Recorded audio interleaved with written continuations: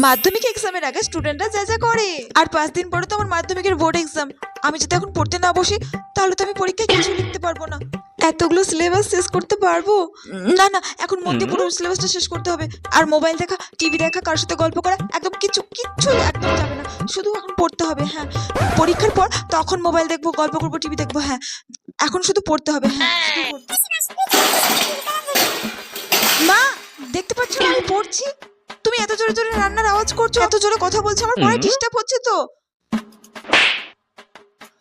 উফ বাবা, টিভিতে একটু আস্তে সাউন্ড দাও, আমি এখানে পড়ছি তো। উফ, আমাকে একটু শান্তি থেকে পড়তেও দেবে না। উফ উফ, এই ভাই ভাই, তুই মোবাইলটা একটু আস্তে চালা, আমি তো এখানে পড়ছি না। আমার পড়ায় খুব ডিস্টার্ব হচ্ছে। উফ, সবাই মিলে আমার পেছনে লেগেছে, আমাকে একটু শান্তিতে পড়তেও দেবে না। এবারও মনে হয় আমার ভালো রেজাল্ট হবে না।